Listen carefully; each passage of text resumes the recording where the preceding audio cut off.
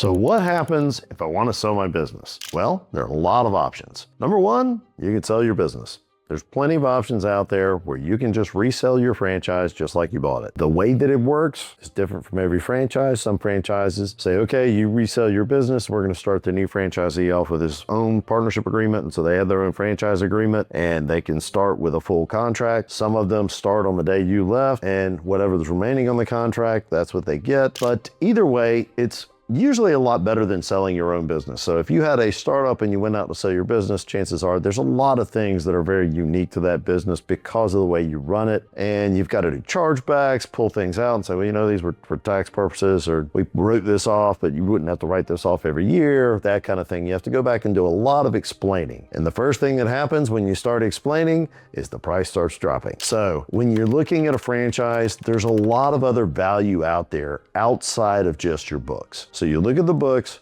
generally tend to be a little cleaner than what you get in a startup because the franchises generally want those books to be clean. They'll know exactly what the royalties are going to be for the last year, 2 years, however long you've been in the business. They'll have exact numbers on what your revenue was, exact numbers on what your gross profit was, exact numbers on how long your customers have been with you. They'll have all of these details, which are a lot of things that most startups don't go out and keep track of, or definitely don't have reports already built on so that they can share those with the new buyer. The other thing is you bought the brand for a reason.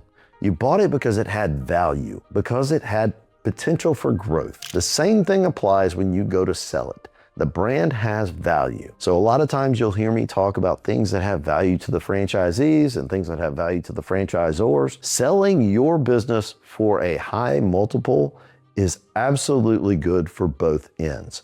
Franchisors want to be able to showcase your franchise that sold at a high multiple to people coming in so that when they're thinking about buying a franchise, they're thinking about selling it as well. And they're looking at what the opportunity looks like. I can tell you, when I sold my first franchise, I sold it for a very high multiple and it was a lot higher than what I paid for it. I can also tell you that when I sold it the second time, it was a high multiple, but it wasn't as high as the first one because it hadn't been around as long. So a lot of those factors play in. I didn't have as big a book of business, so somebody wasn't getting as big a deal as they would have if they bought something that'd been around a little longer. They were paying less for it. The other part of it is sometimes franchises have first right of refusal. And depending on the type of franchise, they may come out and they say, hey, somebody wants to buy your franchise or you want to sell your franchise, we'll buy it at fair market value. And at that point, they know all the details. They know everything out there. They're not trying to discount your business. They're trying to give you a fair market so that you can walk away and be happy. And you walk away on Tuesday, they take it over on Wednesday, and everything is very smooth, transitioned,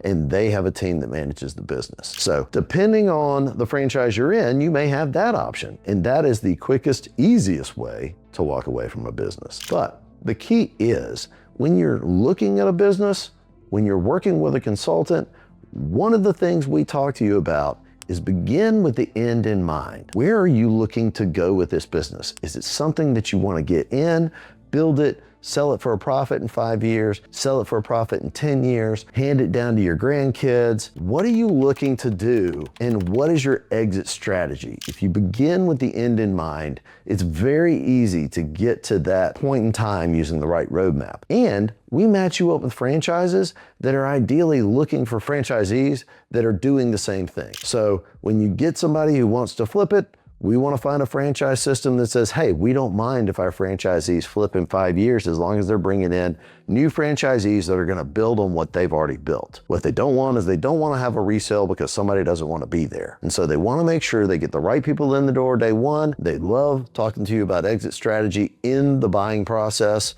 And then they love being able to showcase and say, hey, when you're getting ready to leave, here's what we've done recently with people who are looking to retire or leave the system or do something else. Here's what it looks like in real life terms.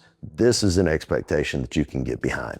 But the key, begin with the end in mind. And we're going to be with you that whole way talking about those types of things as well, because not every franchise operates the exact same way when you start talking about exit strategy. Not every franchise gets the same multiple coming out of it. Some of them it's a multiple on revenue, some of them it's a multiple on margin. But the key is if we ask about these things while you're talking about buying a franchise, then all of a sudden when it comes time to sell, you're in a situation that's exactly what you were looking for. All right, drop some comments, reach out to me if you have any questions. I love to hear your questions. If you need anything in the meantime, please set some time on my calendar, give me a phone call. I'd love to talk to you. Thanks.